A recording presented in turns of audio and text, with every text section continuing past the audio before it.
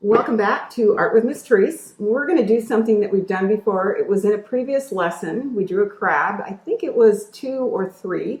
And we're going to do it in watercolor. So we're going to do something that we've done before, so it's a little familiar, and enjoy some of the skills that we've learned with our watercolors. I sure hope you've had some time to practice and kind of maybe experiment a little bit. I'm going to be using one of these little watercolor boards, and there'll be a bunch of them down in the bin at my front gate later on this week, and hopefully for as long as I can do this. So we're going to start. I did some kind of interesting reading about crabs. They have compound eyes, and they're on little stalks, which we'll kind of draw, and they kind of rotate around. I'm fascinated by that. And a compound eye has thousands of like little miniature eyes in it that are made out of a cell, and they're called ommatidia. I think that's the correct pronunciation. I kind of like that word. But an ommatidia is a cell, and there's a whole bunch of them in these compound eyes, and each of those cells actually has a lens and has a cornea, and then has photoreceptor cells in the back like our retinas. So there's a little fact, and let's get started. I've pre-drawn the crab, and again, just a little reminder, we've done these before, and so if you wanted to go back and take a look and see how we did it, it's on an earlier lesson, I think 2 or 3. We were doing, I don't know if you remember the last lesson, we were doing some masking, and the last lesson I did masking with regular paint masking tape, but if I didn't have that, I am going to experiment here and see what would happen if I do it with just Scotch tape, because I'd like to have that kind of clean edge. And so I'm just going to lightly press that and go all the way around. And again, I'm doing this on that smaller watercolor board. You could do it bigger if you wanted on a big piece of paper. You could do it on watercolor paper, or you could just do it on regular paper. And I'm going to show you a trick at the end of the video if you do watercolor on regular paper. How you can kind of smooth things out if it gets a little bumpy or worse. So there we go. Now, when I was kind of looking up Dungeness crabs, the cooked ones are the ones that are orange and kind of orangey and red colored. But the Dungeness crab in real life is kind of purpley with sort of reddish orange legs. So I'm going to use one of our techniques, and they're kind of blotchy looking, so I'm going to use one of our techniques here. I'm going to put clean water right in this area here, okay? Because I'm going to try to use that sort of blotchy effect. I'm just going to soak that a little bit, and then I'm going to make some purple. I don't know if can you see that? Let me move that here. I'm going to make some purple. And look, I still have some of my old paint from before. And so they're kind of purpley. So I'm just going to sort of, oh, look at that. That's doing exactly what I want it to do. I want it sort of that mottled or kind of uneven look. And maybe make that purple just a little bit darker. Trying to keep my brush relatively clean. But look at how isn't that kind of fun? See, I love the effects of sometimes things that kind of are sort of accidental. And so that'll kind of give us that sort of feel to it. I might clean my brush off, maybe add a few little touches of orange in there. I keep cleaning my brush off, and isn't that kind of a nice effect? And then we're going to do something at the end to kind of add to that. And then when I was looking at the pictures, the legs sort of tend to be a little bit more oranger. So and I'm not going to do anything other than just kind of lightly bring in just a little bit of color. And you could make your crab, could be purple, it could be blue, it could make it red, it could be any way you want it. I'm just sort of having fun trying to make it look a little bit like what you see down at the beach or in the ocean. And again, they're crustacean, and they're so interesting. So that's just sort of maybe a little bit more of a free form of way of sort of filling it in, but I'm really kind of having fun sort of letting the paint kind of do its little thing here. I'm going to come back in again a little bit there, add a little bit of water. But you can kind of see that I'm just sort of experimenting here a little bit and kind of just enjoying how that kind of models or sort of looks kind of cool. Now I want to add, I think, a little bit of darkness to that, just a little bit of contrast. So I went and I grabbed my black and take it up in the corner over here. And I'm just going to kind of come in like this. Now, these are not going to be exact eyes, but I'm thinking the eyes, I'm going to have those compound eyes be for contrast black. Having my brush, I'm going to go a little bit drier with this paint.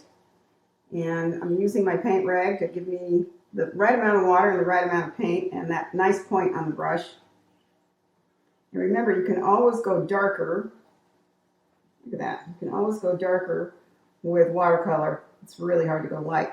So that's kind of the basic coloring thing. And I want to add a little bit of texture to that because those shells have a little bit of texture to it.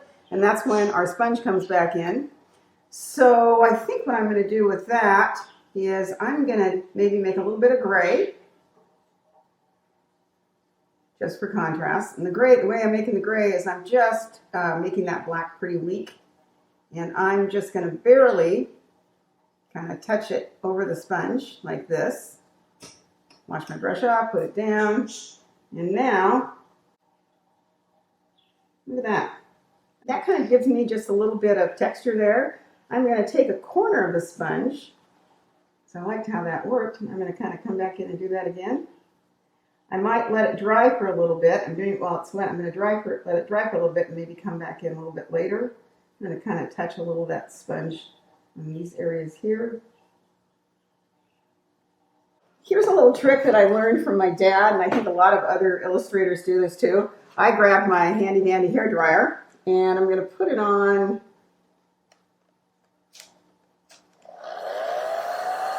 I don't want it too hot. I'm going to kind of put it on low, and I'm just going to dry my watercolor.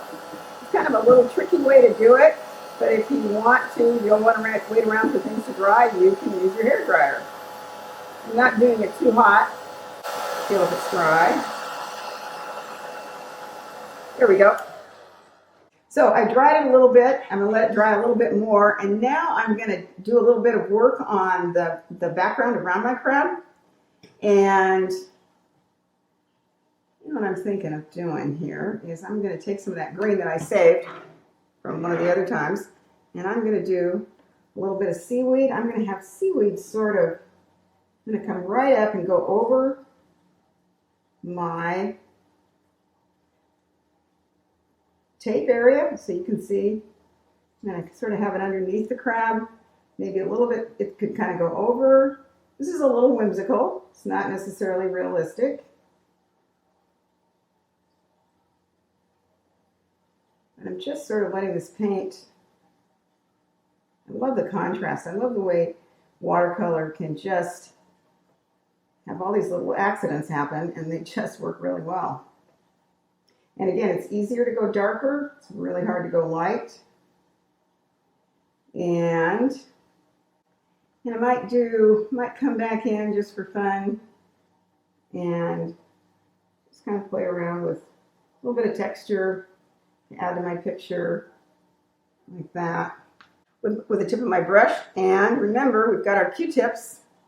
So I'm going to come back in with my Q-tip, maybe mix a little bit more of that green that I sort of like, and just kind of use this, just again, as just this little bit of decorative background, kind of give a feeling that it's sort of near the ocean. Now this is a pretty light drawing here, pretty light painting, so we're going to come back in with maybe the pencil or the pen that we were messing around with last time. I love mixing media. To me, it really makes it kind of fun. So I have that gel pen, as you guys might remember last time, and since this is dry, I'm going to just kind of come back in and sort of darken some areas just to add a little contrast, maybe a little bit of depth to it, like this. Maybe a little bit more on those eyes. And the crab has that sort of texture to it, so I might kind of come back in like this. and add a little bit of texture like that. And again, this isn't thoroughly scientifically accurate, but it's kind of fun. You can make it for a present for somebody, or a present for yourself.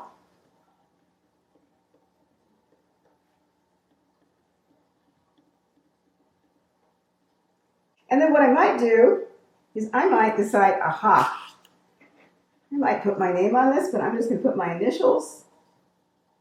And I'm going to put the date or the year, 20, and there's just a little signature. So in case I save this and I want to come back and I go, when did I do that? I'll know that actually it was me that did it, and that was the year that I did it. So we're going to now lift up the tape and see what kind of an edge that gave us. And remember, we were kind of experimenting a little bit with the Scotch tape. So let's see if we can pull this off. And again, remember how I did it before is I basically pulled and flattened that tape as I, look at that, as I pull it off. And again, the last ones on, and you can turn your picture around, the last ones on are the first ones off. Look at that nice little clean border that gave us. And again, you know, this is kind of whimsical. Gives us a nice little painting. And I hope you've had as much fun doing it as I have. And I always try to read up on something about like whatever it is I'm drawing so I can learn sort of an interesting fact. So now you can see there's like a little border around this. And then I have another little thing that I like to do with these. So we're going to do something kind of fun with our little picture. And again, it's something that you can do with other pictures if you happen to have a little extra wire, a little extra wire around your house. I actually have a little farm, and this is hot wire for fences, which I don't use anymore, but it's come in really handy for making cool little things, for making little wire frames or little easels to hold your, so I make about maybe 12 to 16 inches. This is fun. Okay, so these are my tools. I have a wire cutter, and then I have some needle nose pliers. And what I do with that is I twist, make a kind of a cool little curlicue like this, and I straighten it out. And I do another little curlicue like this. Those of you that are my students who know all about these, I will sit in my room and make thousands of these. I look for the middle, and again, this is practicing eyeballing things. The more you practice, the better you're going to get. It's always good to measure, but I do kind of like eyeballing things. So I'm going to bend it like this, and then over my finger like that. There's my little easel. And I'm going to put my little picture right there. And that would make a nice gift for somebody, or a present for yourself, or just something kind of cool to have on your desk in your room. We've got a little spontaneous laugh in here that we can keep. So here's a little tip. I don't know if you remember last time we did a little practice watercolor on regular paper, and it got kind of warped, but I kind of like that effect. But I'll show you a little trick what you can do. I grabbed just a regular piece of construction paper, or you could use cardboard. And what I'm going to do with this is I am going to glue stick that I think somebody else may have been using, like one of my kids. And I'm going to just carefully put glue on the back here and put the cap back on so it doesn't dry out. And what I'm going to do is I'm going to again eyeball it, center it, or not, and then press it down. And you're still going to get some of that warp on there, but it's going to help me flatten out a little bit of it. I probably should put a little bit more glue, but there you go. And even the warp on it with the black kind of background here makes it look kind of nice. So I hope you've enjoyed this lesson. It's probably a little bit less organized than my other lessons, but some days are like that. Enjoy your watercolors, enjoy drawing, and I really look forward to seeing you again. Okay? Take care. I'm going to cut. Whoop.